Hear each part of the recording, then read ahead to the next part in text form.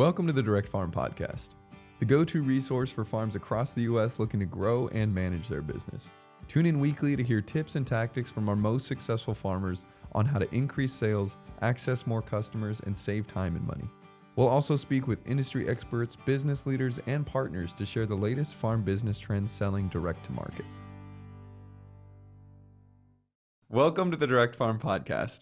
I'm Rory, your host for today's episode. We've got a great conversation for you today with ADK Action. ADK Action is an organization engaged in multiple projects addressing unmet needs, promoting vibrant communities, and preserving the natural beauty of their Adirondacks for all. Some of their projects include the Fair Food Program, where they provide funding for members to purchase farm products. They also run the Reducing Road Salt program, where they're combating pollution in lakes and streams that feed into local drinking water, and their Compost for Good program, where they aim to help Adirondack communities turn food and organic waste into compost. I'm delighted to welcome Carrie Crowningshield, their food security consultant, as well as Hannah Grahl, the food security projects coordinator. Welcome, Carrie and Hannah. Thanks so much for joining us on the podcast today. Thanks for having us. Yeah, thank you so much. Yeah, I'm really excited to dive in because you guys kind of reached out to Barn to Door a while back, and looking into your guys' organization, we were just blown away by all the work that you guys are doing. And so I'm excited to dive into those with you. But to start out, Hannah, could you maybe just tell us a little bit about the origins of ADK Action? Yeah, sure thing. So ADK Action started back in 2007 when a group of about 30 Adirondack residents started meeting in their living rooms and discussing different environmental and community challenges. And from there, the group continued to work on various different projects for the communities in the Adirondacks. And eventually the group became a 501c3 in early 2011. Basically, the group started as just a group of very passionate community members that wanted to leave the Adirondacks better than they found it. And I think that still holds true today. That's really cool that it was such a grassroots kind of movement too, that people were there. I was going to ask too, like, why the focus on the Adirondacks? And I guess that it's very evident that these were people from this community, but what were some of these, the needs that weren't being met, and what was some of those early goals? Yeah. So like you said, the focus was the Adirondacks because many of the folks in the group were Adirondack residents. They lived in these communities where they recognized that some needs that were not being met. When the organization began, some of the critical issues that they addressed were expanding broadband access throughout the park. It's very rural up here, so it's something that's continually been an issue for folks, as well as I believe one of the original projects was also the reducing road salt and managing our roadways throughout the winter. And then fair property assessments for both local and seasonal residents of the region. So fair tax assessments of properties. Yeah, definitely. Those are some kind of big things to be tackling right out of the gate, but that's awesome that they did. I'm curious how things kind of changed and how has the organization grown since those early days? Yeah, since 2007, I'd say ADK Action has grown quite a bit. Started off as just a board of directors, that group that originally founded the organization. But in 2015, ADK Action hired its first full-time paid executive director. And now in 2022, we still have our full board of directors and a staff of 4 team members. We also have consultants and interns that join our group at different times throughout the year, depending on project needs or different grants we might get. I mentioned some of the original projects, and some of those have stayed. For example, the reducing road salt and working on expanding broadband access throughout the area. Some of our other focus areas are community revitalization. We now focus on our community arts festival that we have every year, supporting native pollinator habitat and species, community composting, which you mentioned before, and of course, food security. I know it all sounds like a lot when you spell it all out like that. We've got like 6 different project areas, but it really boils down to 3 main focus areas, which are like environmental stewardship, vibrant and connected communities, and then our food security work.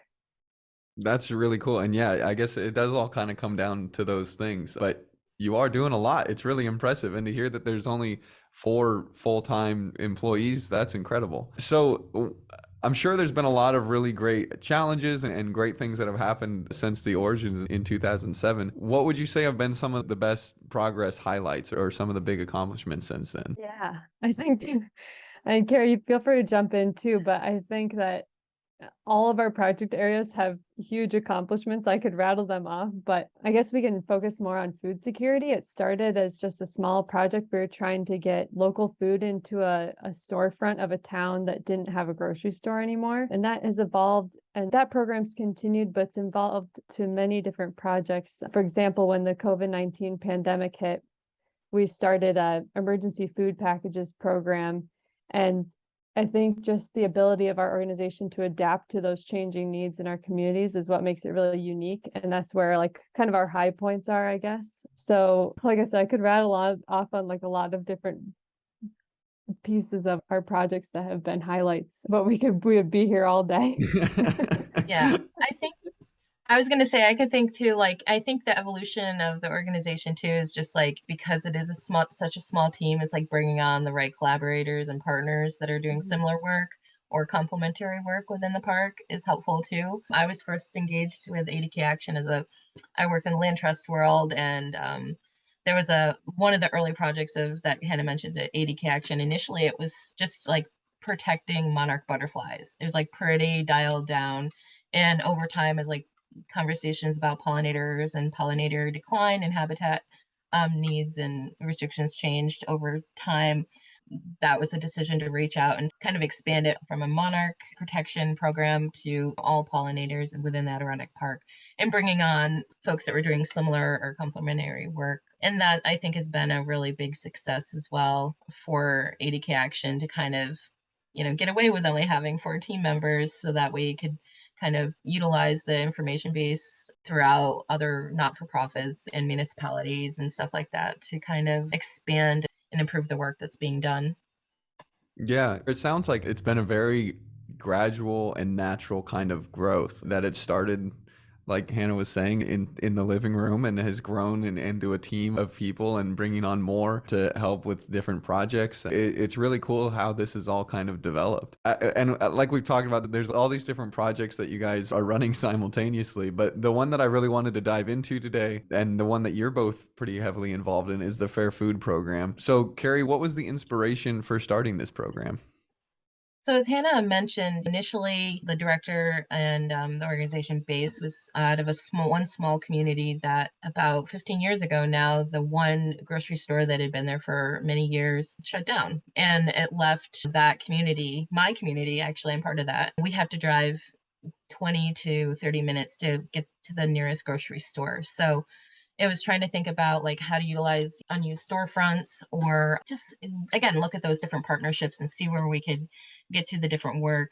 And the idea was to look at the local pharmacy, approach them that had a viable storefront location that was an established business, and then bring in an FAR, a pharmacy, where you could bring in some great products from local farms that were really within like a 3-mile radius of the main street in the community, but it was far enough away where if you didn't have the transportation to get there, you wouldn't be able to access it.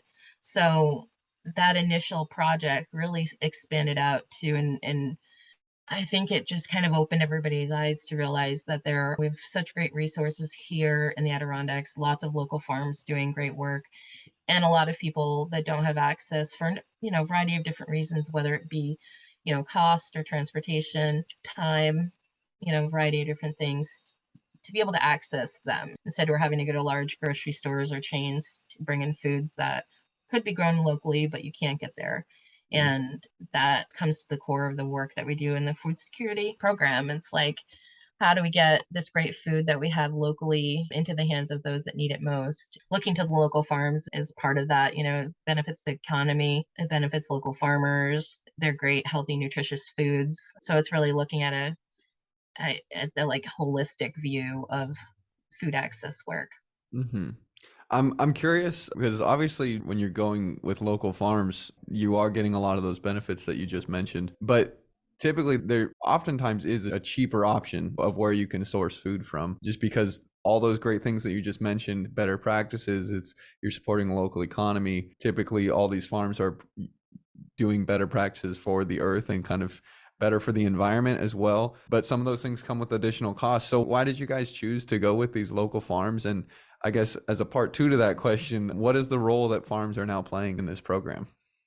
Yeah, I mean, we really focused on local farms because we were engaged in the work, just like on a personal level, I think. We work with them on a variety of other projects, like again, road salt and composting. And it was just like the recognition that if we need to feed our neighbors, we might as well come from our neighbors. That's an important piece. But like you said, it comes with increased cost often times. And that was kind of the void that we could fill. We're like, how can we as an organization fundraise to highlight this issue? And it was like one approach to be able to get there.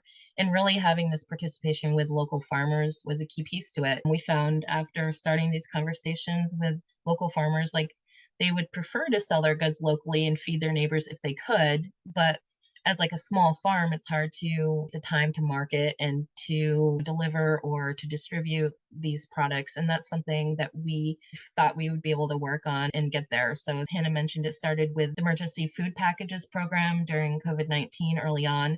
There was a really big recognition. As we mentioned, it's a pretty rural geographic that we serve. And people were concerned about going to, bigger towns to go grocery shopping, and a lot of the smaller stores were shutting down because of the staffing issues or whatever. So we partnered with a local food hub where there was already this established distribution pattern in relationship with local farmers. And we just helped to kind of provide the end users for it. We knew there were people that were really interested in needing these foods, and we could support the farmers who were losing some revenue because of COVID-19, because of storefronts or whatever closing down, and helping another local food hub to get off their feet with this great idea and prioritizing local organic or organic like practices and sustainable farms, and also feeding our neighbors. So from that really evolved this larger program where we said, aside from COVID-19, there's still a major issue going on. And that's the impetus. Keeping it all local is it's a really appealing thing to reach out to funders for, and being like, there's X number of families that we can feed, and with your support we can do that.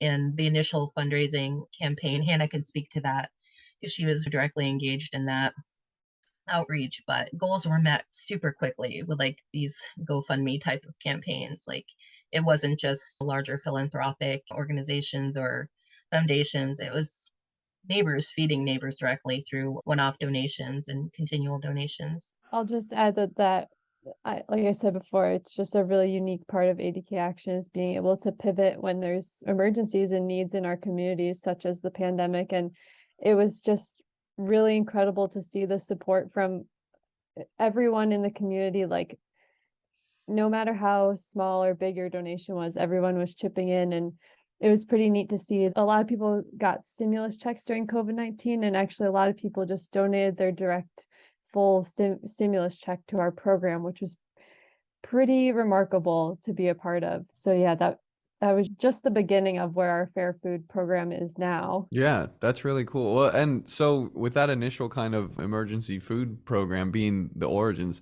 I'm curious when you started reaching out to farmers about this, about that program as well as the food program that you're doing now. What was kind of the response from farmers when you would reach out?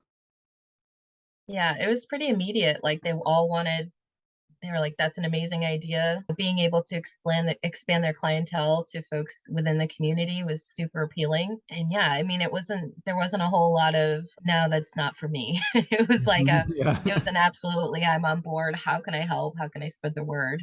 It's been great. And really the evolution of the emergency food packages to the fair food program, it, again, like most other projects that we've worked on, it's an evolution over time. It initially started as, like you said, the emergency food packages where we'd worked with like larger organizations that could identify the folks in the community that these free food packages, and then there were complete food packages, like complete meals for the week and some prepared meals. They had identified the folks that were most in need of that. And we expanded that out to, once we could start doing around a little bit more and the year of the emergency food packages was winding down, we're like, how can we make this a more sustainable program? So it started off as, to looking at local farmers markets and working with local farmers and being like, hey, if we could provide discounts to, and a lot of it is based on low and middle income levels and also the number of folks in the household.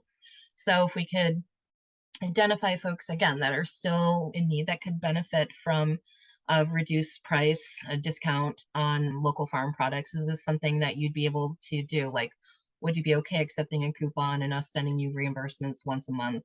And again, there were so many people that were engaged and involved with that. We started off with just working into local farmers markets, kind of on a smaller pilot scale for last year, and found a great response, and people really liked it. A piece of it too is getting folks maybe that aren't typically engaged with, direct farm sales, like at farmers markets or farm stands, getting them out there. That was another piece of it. It's like expanding that kind of buying experience and getting that engagement into the local food economy that we again found was really important.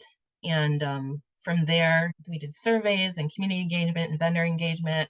And the evolution of that was to say, well, it's hard to, as an organization, plan year to year, not knowing how much funding we would need to fill varied amounts of discount coupons that were going out. And it was a little clunky with the reimbursement process. It was important for us, for farmers, to get the prices at the point of sale, to collect all the money at the point of sale. So that's how it evolved to our current system, where we're distributing funding every month to those same families, but providing, dollar amounts that were comparable to the discounts that they were receiving, except now we've expanded to more farmers, more farm stands, mixed market vendors, hubs, and co-ops where folks can go out and have the choice of what they want to spend and have a little more freedom with the time of, if they can't make a farmer's market or something like that, they can go to a farm stand and shop and have the money to do so.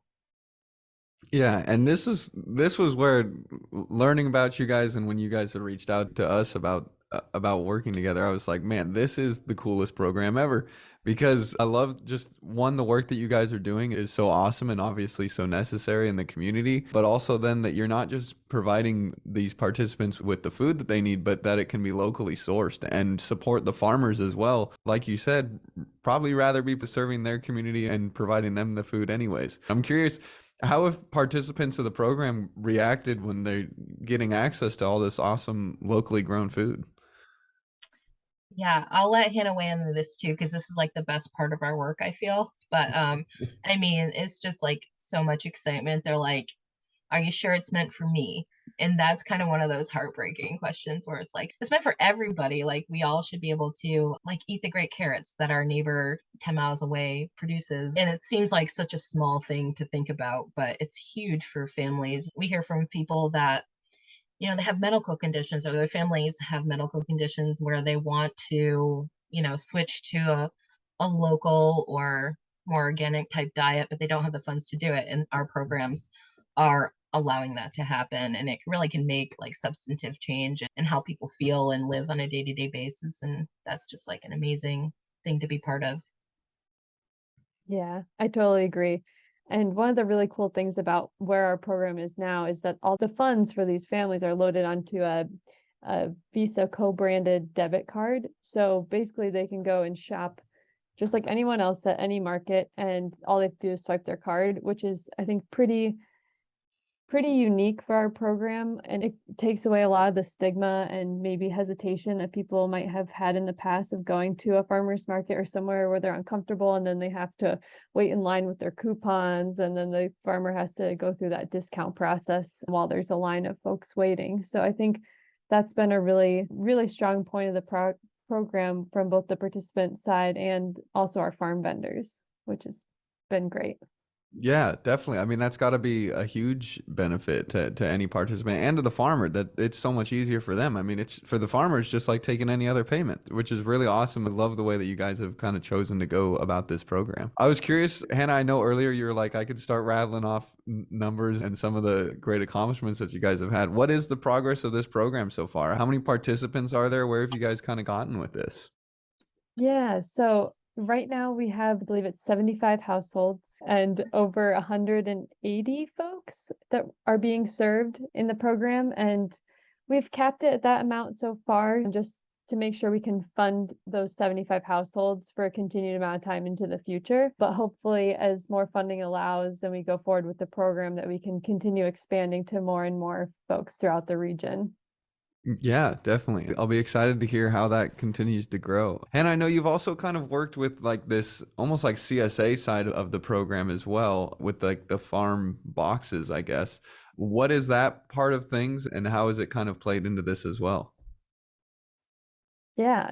So another part of our food security work is called the Fair Share program. And through this program, we are providing CSA boxes to over 100 families in the Adirondacks. And these CSA shares are completely free to the families who are a part of our program, but we do pay the farmers full cost for these CSAs.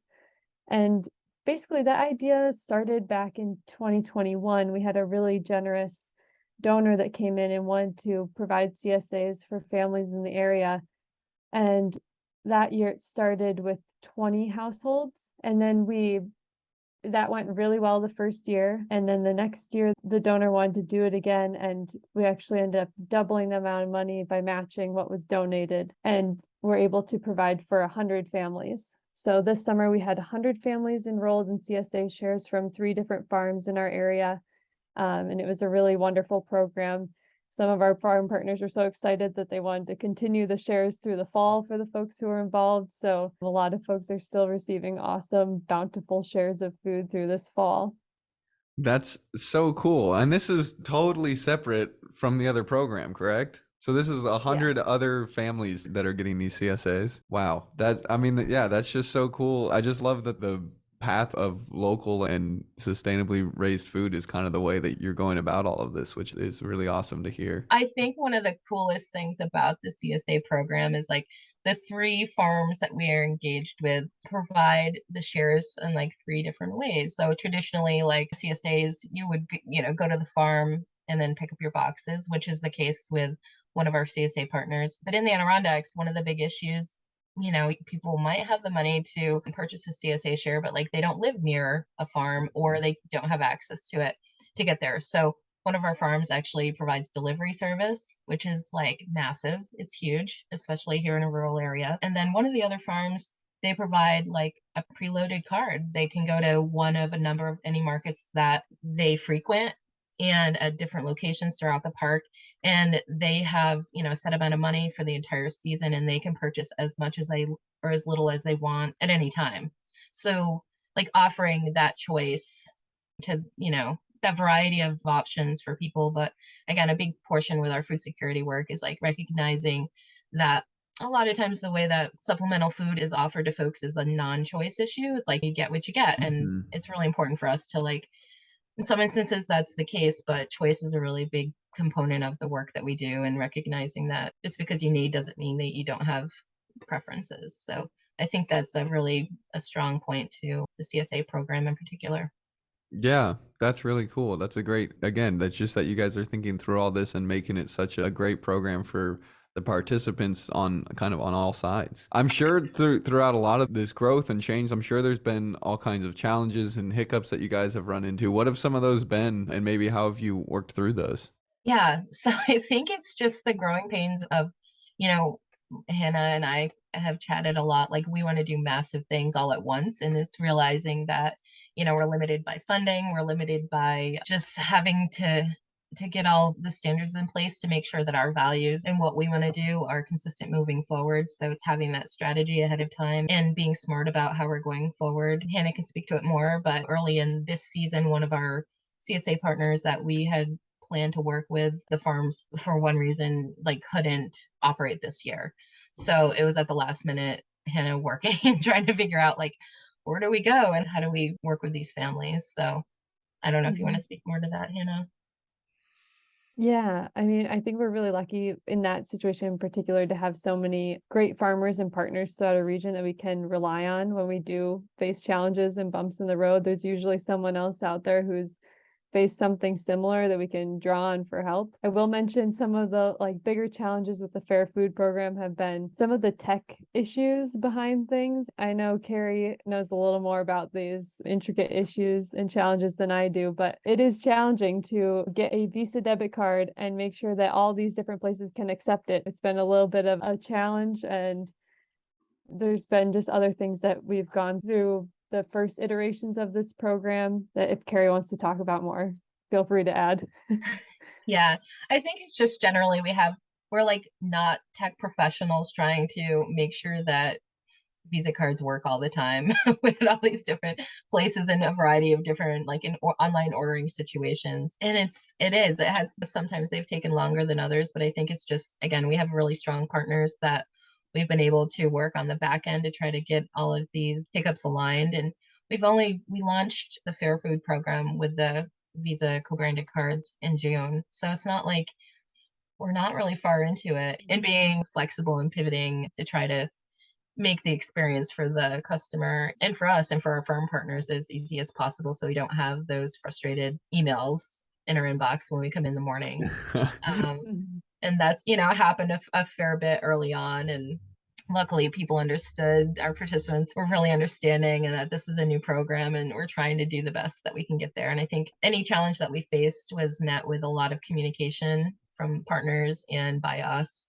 And that has really been like the biggest takeaway, for all of it is like acknowledging when things don't go perfect, but letting folks know that we're working on it and we're sharing our successes when things are moving forward really well. Yeah, definitely. And I know credit card processing companies, like those rules are very complex, but they're also set in stone. So you kind of just have to figure out a way to work around them and navigate that whole process. And I know that's kind of your initial reasoning for reaching out to Barn to Door. I was wondering if you could kind of explain that and your ask to us, as well as like kind of what that did and allowed some of this online ordering, how that played into that, I guess. Sure. So the initial idea behind our program was like we had a lot of folks that were interested in receiving just like X number of dollars per month or money on a card that they could spend at their leisure without having to use like discount coupons, whatever it might be. And from there, we did a fair bit of research and found one company called PEX. And traditionally, they use it for like kind of corporate entities to do like spending for employees. Like they use kind of like an employee spending card or a benefit card. And the value of using that company was like as the administrator of the program on the back end, I can see when transactions happen successfully, I can see declines. So I can see like where people are trying to use their card and it doesn't go through for one way or another. If they're trying to spend more money than they have on their card, all of these things are like incredibly valuable just to like figure out the success rate of the program essentially. So from our end, talking with the company PEX, there are a couple of different ways we could distribute funding using those cards. Traditionally, like larger stores that, you think of grocery stores and you go and they have like a swipe card and it's established just for that entity, just that one business. When we're talking with farm vendors, they're using secondary or third party merchant processors such as Barn to Door. The difference in that is like established like grocery stores, entities, they have merchant IDs. And with that, we have the ability, for instance, like the pharmacy that we work with, we could allow these establishments based on their merchant ID number, distinct merchant ID number, to accept payment from our cards. With like Barn to Door, which is what a lot of our firm partners use online, they're not given uh, distinct merchant ID numbers. Their business is categorized by a merchant category code, which essentially is like if you go to the grocery store and you use your Discover card or something, that's how Discover categorized purchases is like these broader categories. And most of the farm vendors we worked with had a variety of different codes that were kind of assigned to them when they signed up for the third like party merchant processor. It might be um like a miscellaneous farm vendor, or it could be like a specialized retail store or something along those lines, where if we allowed our cards to be used at, say, a restaurant or a grocery store category, then the participants could go to any grocery store or any restaurant. And while that's not a bad thing, it wasn't really the purpose of our program. We had to kind of figure out a way to limit where the cards could be used, but make it easy enough for farm vendors to comply to accept payment, which was a little bit of research and a little of creativity. And what we ended up doing was selecting merchant category code, a really specific merchant category code that we recommend and ask our participating farm vendors to adjust their merchant category code to in order to be accepting of our payment. Long, complicated process essentially for folks to get there. And it has been one of the challenging pieces of this program is like having this techie conversation with farmers who just like, they just want to accept payment and be part of it.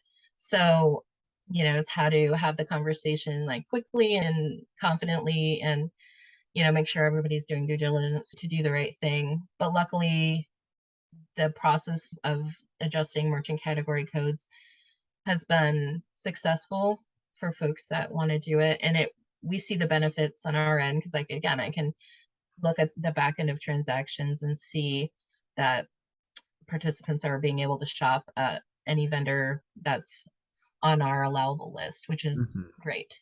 Yeah. So essentially, you're kind of limiting, I guess, what the funds on that card can be spent on to businesses that have the right code, essentially, correct? Exactly. Yeah.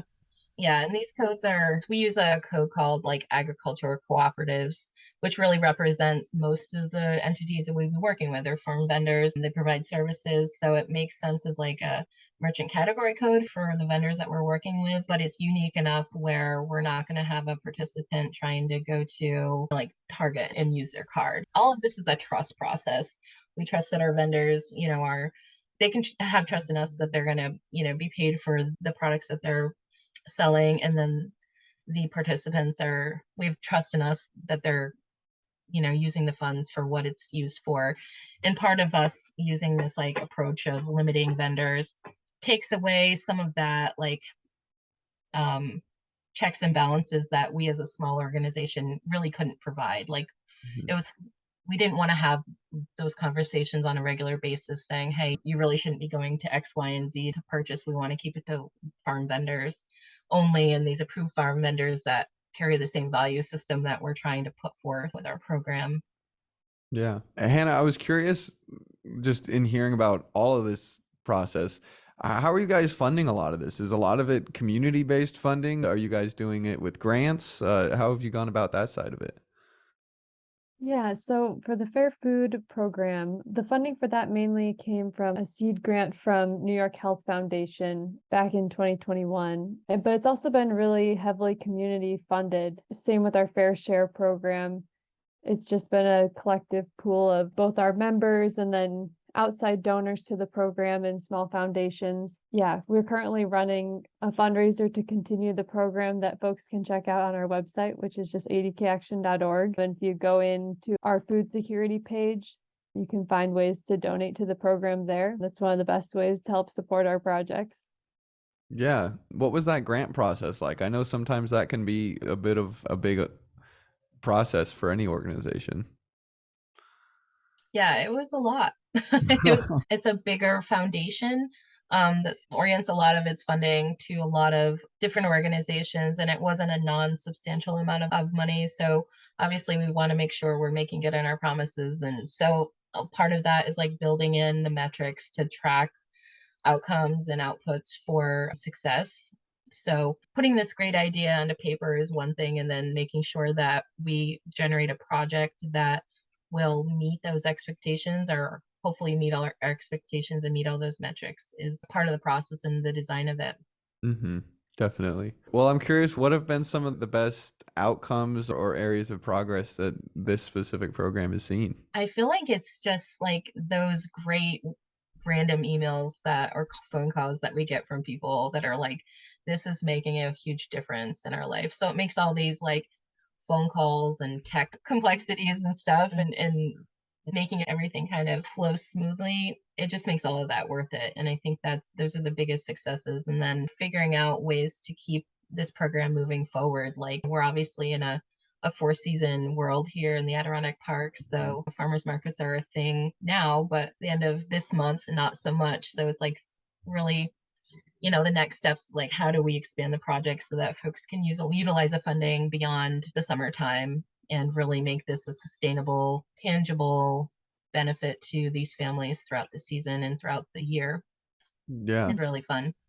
Yeah, absolutely. I would definitely agree with that. And also, I just would want to add that the benefit to our farm partners as well is also really rewarding. Like Oh yeah. to talk with some of our farmers that are substantial and very large farming operations, and then to hear that our programs are making a difference in their bottom line or what's going on at their farm is is really rewarding as well. Just to know that we're trying to tackle this issue from all areas and help bolster our food system as a whole.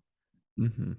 I'm curious. I'm sure you guys do get a lot of emails and phone calls and things like that, just showing some appreciation for the program. Are there any kind of specific success stories that come to mind of people that have really enjoyed or benefited from this program?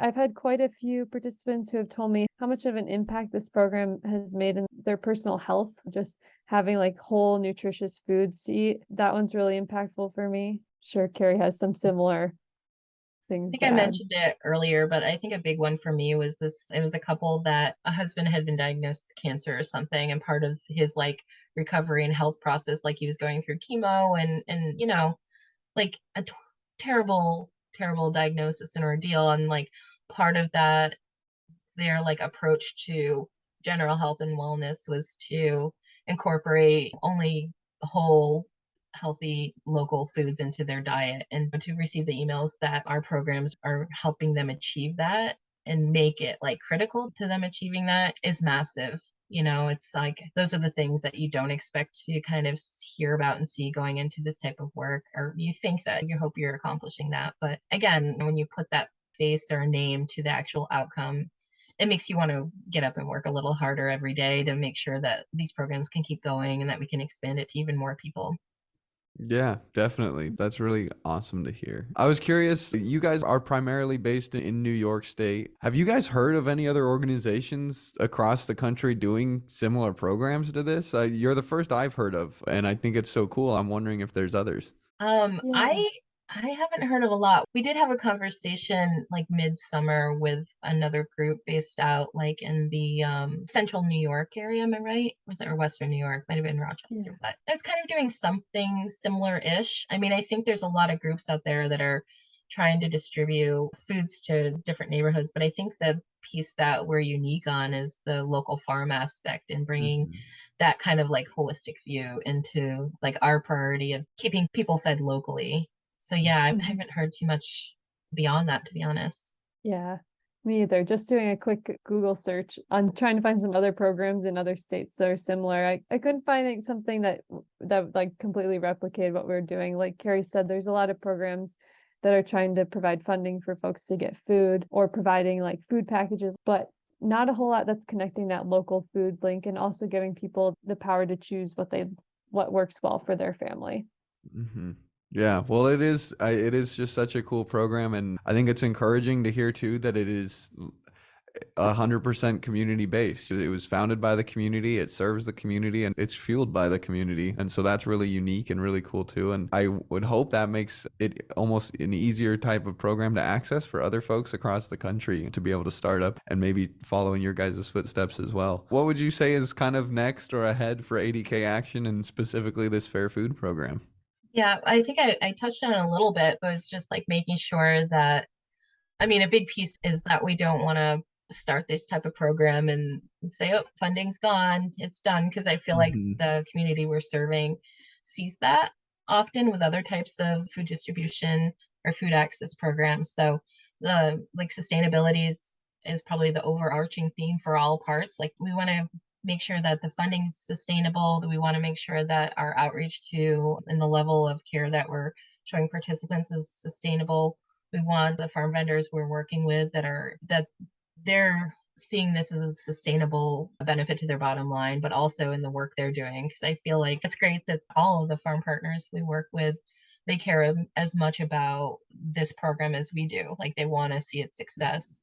And yeah, it's that longevity planning that really is kind of the next piece in keeping the train moving forward.